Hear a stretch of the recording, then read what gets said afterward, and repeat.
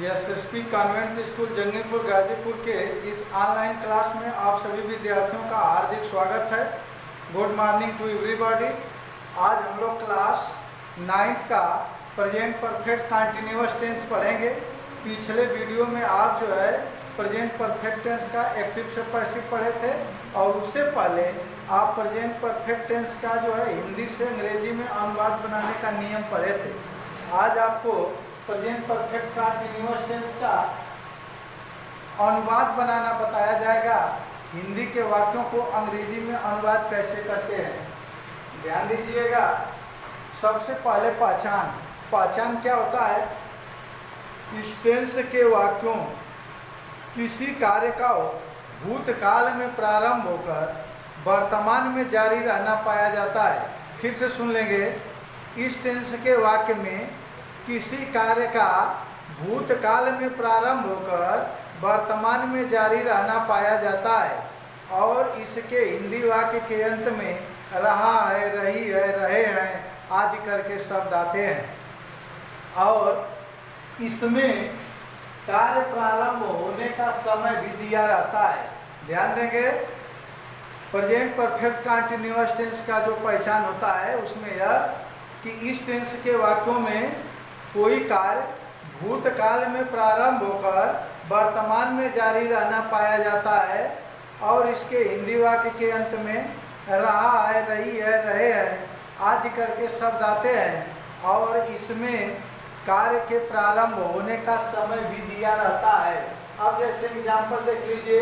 किसान सुबह से खेत में काम कर रहा है, तो देखिए रहा है आ गया, इसमें बताया गया आगे देखिए रहा है, रही है आदि करके शब्द आते हैं।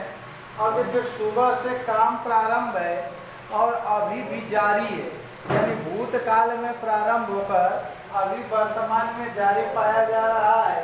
तो ऐसे वाक्यों को अनुवाद बनाते समय क्या करते हैं? सबसे पहले सब्जेक्ट लिखेंगे, फिर आय लिखेंगे, फिर इसके बाद जो है बीन का प्रयोग करके मेन वर्ब का फर्स्ट फॉर्म प्लस आईएनजी लिखेंगे।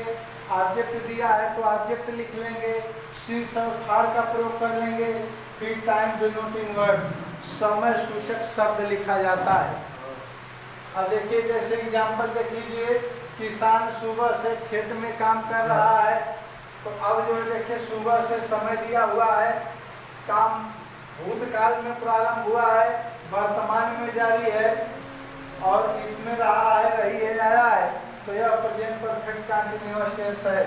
तो अब सबसे पहले सब्जेक्ट लिखेंगे। किसी भी वाक्य में सब्जेक्ट को जानने के लिए क्या करते हैं? हु से प्रश्न करते हैं। कौन सुबह से खेत में काम कर रहा है? किसान।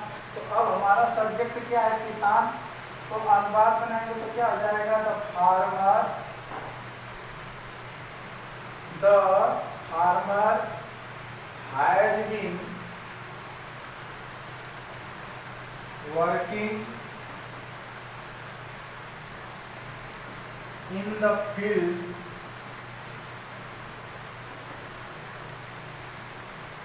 since morning। देखिए समय निश्चित है, पॉइंट ऑफ टाइम है, इसलिए सिंस का प्रयोग होगा। अभी मैं आपको इसके बाद बताऊंगा कहाँ सिंस का प्रयोग होता है, कहाँ फार का प्रयोग होता है। एक बार पुनः इसका स्ट्रक्चर समझ लीजिए।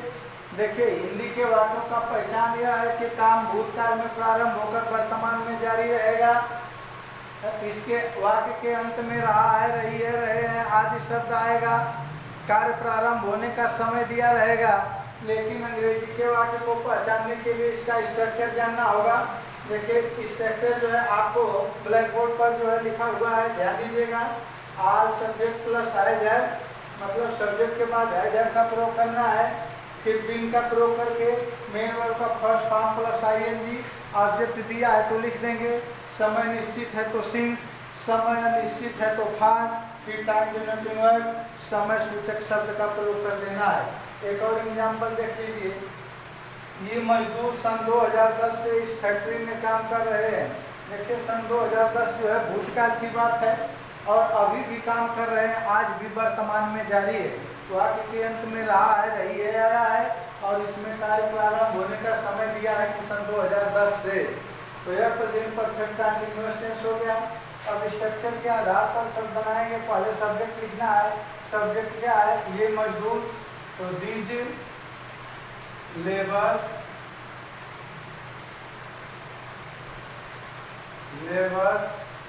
Have been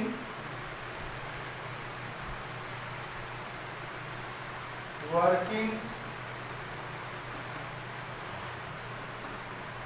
in this factory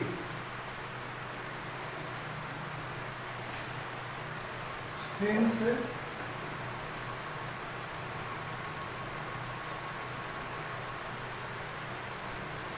2010 ऐसे जो है बनाएंगे। अब देखिए सिंस और फार का प्रयोग, use of since and far. देखिए इसमें क्या करना है, यदि समय पॉइंट ऑफ टाइम निश्चित है तो सिंस का प्रयोग कर देना है, और यदि समय अनिश्चित है, पीरियड ऑफ टाइम है, तो फार का प्रयोग कर देना है। अब आगे आपको ये बताया जाएगा कि निश्चित समय क्या है और अनिश्चित समय क्या है। अब आगे जो है आप देखिए पॉइंट ऑफ टाइम, निश्चित समय, जिसके लिए सिंस का प्रयोग होता है। अगर देखिए 2 बजे से आया है, 4 बजे से आया है, 6 बजे से आया है, 10 बजे से आया है, अगर बजे आ गया है तो आप सिंस का प्रयोग करेंगे। जैसे since 2 o'clock, since 3 o'clock, since 4 o'clock, since 5 o'clock, ये जो है निश्चित समय होता है। जैसे देखिए सुबह, दोपहर, शाम, अगर जो है सुबह, दोपहर, शाम आया है तो आप since morning, since evening, since noon आदि का प्रयोग कर देंगे। ये निश्चित समय होता है। अब जो है दिनों का नाम, जैसे सोमवार, मंगलवार, बुधवार, बृहस्पतिवार, शुक्रवार से है तो यह निश्चित समय होता है। इसके लिए जो है since Sunday, Monday, since Tuesday, since Wednesday ऐसे प्रयोग करते हैं। यह जो है पॉइंट ऑफ टाइम निश्चित समय होता है। अब देखिए जैसे महीनों का नाम, जुलाई से, अगस्त से, सितंबर से, अक्टूबर से, नवंबर से, दिसंबर से, यह निश्चित समय होता है। तो इसके लिए भी सिंस का प्रयोग होता है। Since July, since June, since August, since September, October ऐसे होता है। कल से दिया है तो ये भी निश्चित समय होता है, सिंस स्टार्टेड। अगर जन्म से दिया है तो सिंस बर्थ।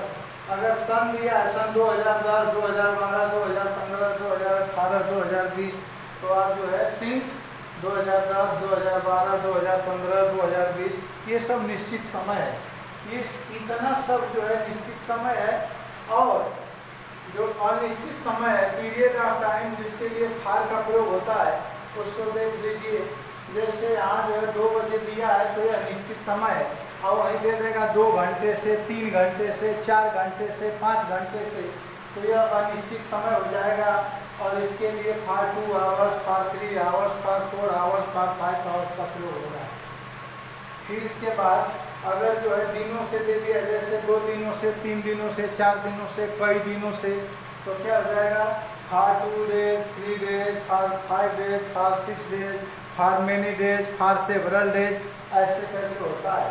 अगर वही वर्षों में है, जैसे 5 वर्षों से, 4 वर्षों से, 2 वर्षों से, कई वर्षों से, तो वहीं फार 5 years, फार 6 years, फार 7 years, फार मेनी ईयर्स, फार सेवरल ईयर्स ऐसे होता है।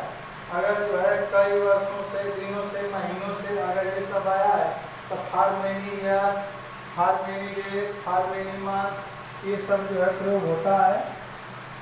इसी आधार पर जो है आप जो है जो आपको नियम बताया गया है, पढ़ाया गया है, सब कुछ आपको बताया गया है, उसी आधार पर आप जो है होमवर्क कर लेंगे। देखिए पहला है, मैं 2 घंटे से बाजार में घूम रहा हूँ। वे कई दिनों से इस काम को कर रहे हैं।